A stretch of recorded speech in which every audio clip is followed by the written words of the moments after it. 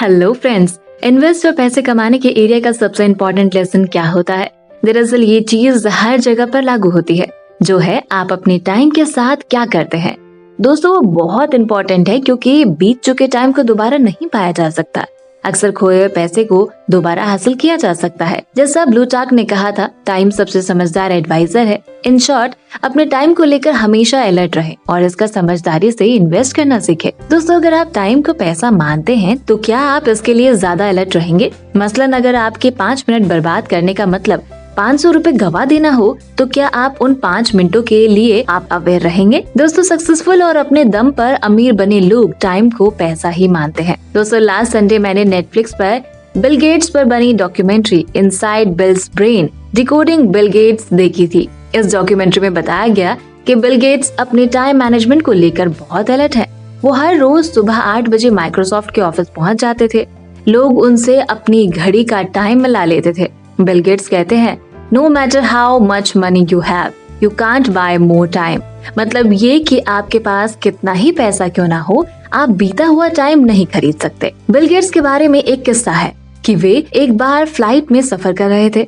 Flight में बीच वाली seat थोड़ी कंफर्टेबल नहीं मानी जाती है। इकोनॉमी क्लास में उन्हें बीच वाली सीट मिल गई और एक अटेंडेंट की नजर उन पर पड़ी तो उसने कहा कि गलती हो गई, आप कोई भी दूसरा सीट चुन ले। बिल गेट्स ने कहा कि प्लेन टेक ऑफ होने ही वाला है, अगर उन्होंने सीट बदली तो कुछ टाइम खराब होगा और इतनी देर में वे 5 पेज पढ़ लेंगे। इसी तरह से गेट्स के बारे में एक और बात कही जाती है कि जब वे पढ़ते थे तो जूता पहने हुए ही सो जाते थे। जब इसका कारण पूछा गया तो उन्होंने कहा कि जूता खोलने और दोबारा पहनने में टाइम बर्बाद हो जाएगा। वे कई बार ऑफिस में ही सो जाते थे। इसके पीछे वजह थी कि वे घर से आने जाने में जितना टाइम लगेगा उतने में वे दूसरा सारा काम कर लेंगे। तो ऐसा है बिल गेट्स के लिए टाइम का इम्पोर्टेंस, इसलिए ही वो दुनिया के सबसे अमीर लोगों में शामिल है। दोस्तों आप सभी को भी ये डॉक्यूमेंट्री जरूर देखना चाहिए। लेकिन अब क्वेश्चन ये है कि टाइम बर्बाद करने का क्या मतलब होता है? अगर आप एंटरटेनमेंट इंडस्ट्री में हैं, तो फिल्म देखना आपके टाइम की बर्बादी नहीं है। अगर आप रेस्टोरेंट बिजनेस में हैं, तो किसी नए रेस्टोरेंट को विजिट करना आपके टाइम या पैसे की बर्बादी नहीं है। आंसर हम में से हर एक के लिए अलग है। मुझे लगता है कि जब हम अपना टाइम बर्बाद करते हैं तो हम सभी को रियली पता चल जाता है। दोस्तों हमारा काम ये है कि इस बात पर नजर रखें कि हम अपना टाइम कहाँ और कैसे बिताते हैं और ये असेसमेंट करें कि ऐसा करने में आप कितने पैसे का इन्वेस्ट कर रहे हैं। दुनिया की सारी दौलत भी गुजरे हुए टाइम की जगह नहीं ले सकती, इसलिए ये बात ध्यान में रखकर चलें। रिच माइंडसेट वाले लोगों की एक और बहुत अच्छी बात ये है कि वे पैसे से इम्प्रेस्ड होते हैं, चाहे वो कोई भी हो, कहीं भी रहते हो या कुछ भी करते हो। टाइम की तरह पैसा भी एक आम पैमाना है जो हम सब में समान है। ज्यादातर लोगों को खाने पीने का सामान खरीदने के लिए पैसे की जरूरत होती है, जो जिंदा रहने के लिए जरूरी है। इसलिए सभी आपस में जुड़े हुए हैं, चाहे हम ये बात माने या ना माने। पैसा आपकी लाइफ को प्रभावित करेगा। दोस्तों अगर कोई चीज आपकी लाइफ को प्रभावित करती है तो उसके बारे में ज्यादा से ज्यादा जानना सबसे अच्छा है। क्या आप अपनी फाइनेंशियल एजुकेशन में इन्वेस्ट करने का टाइम निकाल पाएंगे? हम सभी को हर वीक एक लिस्ट बनानी चाहिए और ये जानना चाहिए कि आप अपना टाइम कैसे बिताते हैं। एक वीक में 68 घंटे होते हैं, यानी कि 68 आवर्स। आप लिस्ट कुछ इस तरह से बना सकते हैं। नंबर 1 काम में बिताए घंटे, नंबर 2 यात्रा में बिताए घंटे, नंबर 3 तैयार होने में बिताए हुए घंटे, नंबर 4 खाने में बिताए हुए घंटे, नंबर 6 परिवार के साथ बिताए हुए घंटे, नंबर 7 मोबाइल में बिताए हुए घंटे, नंबर 8 एक्सरसाइज में बिताए हुए घंटे, नंबर 9 सीखने में बिताए हुए घंटे एंड 10 आराम करने में बिताए हुए घंटे। दोस्तों क्या आप हर वीक 4 से 10 घंटे का टाइम अपनी फाइनेंशियल एजुकेशन में लगा सकते हैं? इस बात की काफी पॉसिबिलिटी है कि आप ऐसा कर सकते हैं। सवाल ये है, क्या आप ऐसा करेंगे? दोस्तों फाइनेंशियल एजुकेटेड बनने में ज्यादा टाइम लगाने की कोशिश करें और फिर ये काम करेगा। इस तरह के वीडियो देखना एक अच्छी शुरुआत है। इसके अलावा आप और क्या कर सकते हैं, ये आपको सोचना चाहिए। दोस्तों ऑथर के अनुसार जब आप लिवरेज को समझने लगेंगे, जो कम चीजों से ज्यादा काम करने की एबिलिटी है, तो आपको शायद हर जगह लिवरेज दिखने लगेगा। फॉर एग्जाम्पल, मैं जिस कुर्सी पर बैठकर स्क्रिप्ट टाइप करती हूँ वो भी एक तरह का लिवरेज है। जमीन पर बैठकर टाइप करना मुश्किल होता है। दोस्तों जैसे हम पहले भी बात कर चुके हैं कि अगर आप अमीर बनना चाहते हैं तो आपको लिवरेज की जरूरत है।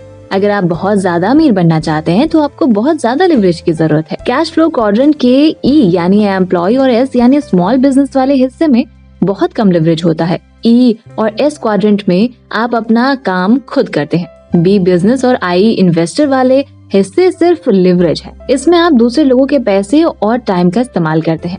लिवरेज कई तरह का हो सकता है। लिवरेज आपके विचार हो सकते हैं। जो लोग जीतते हैं वे अपने विचारों के मामले में अवेयर रहते हैं। वे ये नहीं सोचते कि मैं ये काम नहीं कर सकता या ये बहुत रिस्क भरा है या मैं इसका खर्च नहीं उठा सकता। इसके बजाय वे सोचते हैं मैं इस काम को कैसे कर सकता हूँ या मैं अपने रिस्क को कम कैसे कर सकता हूँ या मैं इसका खर्चा कैसे उठा सकता हूँ। दोस्तों, जो लोग जीतने के लिए इन्वेस्ट करते हैं वे इस बारे में भी बहुत अवेयर रहते हैं कि वे फाइनेंशियल एडवाइस किससे लेते हैं। जिस तरह ओलंपिक खिलाड़ी अवेयर रहते हैं कि वे अपने शरीर के लिए कौन सी डाइट लें, उसी तरह जीतने के लिए इन्वेस्ट करने वालों को भी सावधानी से चुनना चाहिए कि वे अपने दिमाग में कौन से विचार आने दें। कई बार अपने दिमाग से पुराने विचारों को साफ करने की जरूरत होती है। दोस्तों, अब बात करते हैं पावर ऑफ कंट्रोल की। जीतने के लिए इन्वेस्ट करने वाले लोग लिवरेज के अलावा कंट्रोल चाहते हैं। लोग सोचते हैं कि इन्वेस्ट रिस्क भरा है, लेकिन ऐसा सिर्फ इसलिए है क्योंकि उनका कोई कंट्रोल नहीं होता है। ऑथर रॉबर्ट कियोसाकी को बिजनेस और रियल एस्टेट पसंद है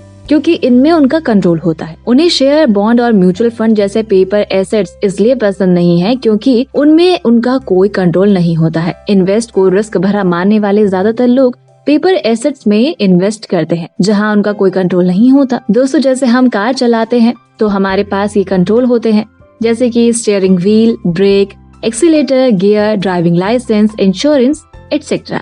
कार के एग्जाम्पल से इन्वेस्ट को भी समझा जा सकता है। क्या आप इनमें से किसी एक चीज के बिना कार चलाएंगे? फॉर एग्जाम्पल, अगर कार में स्टीयरिंग व्हील ना हो तो क्या आप कार चलाएंगे? क्लियरली जवाब नहीं है। क्यों?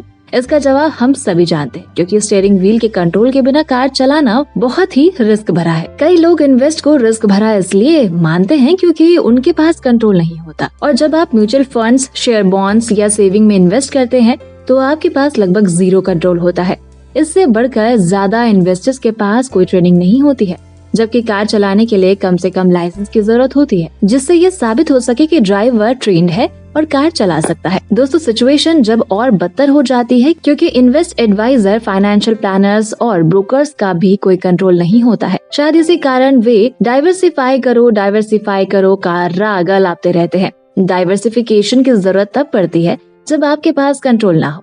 वॉरेन बफेट डाइवर्सिफाई इसलिए नहीं करते हैं क्योंकि वे कंट्रोल के लिए इन्वेस्ट करते हैं। वे या तो पूरी कंपनी खरीद लेते हैं या फिर कंपनी के इतने सारे शेयर खरीद लेते हैं ताकि उनका कंट्रोल हो जाए। दोस्तों, इन्वेस्टर्स होने के नाते हमारे पास ये 6 कंट्रोल होने चाहिए। Number 1 income, number 2 expense, number 3 assets, number 4 liability, number 5 management, number 6 insurance. दोस्तों, जब ऑथर फाइनेंशियल एजुकेशन के बारे में बात करते हैं तो हम उस एजुकेशन के बारे में बात करते हैं जो आपको ये नॉलेज देती है कि इन 6 को कैसे कंट्रोल किया जाए। इन 6 एलिमेंट्स पर कंट्रोल की बदौलत ही अमीर लोग गरीब से अलग हो जाते हैं। कंट्रोल का एक और एग्जाम्पल बिक्री बढ़ाने और खर्च घटाने की एबिलिटी है। ज्यादातर लोग खर्च कम करने में माहिर होते हैं, लेकिन बहुत कम लोग बिक्री बढ़ाने में एक्सपर्ट होते हैं।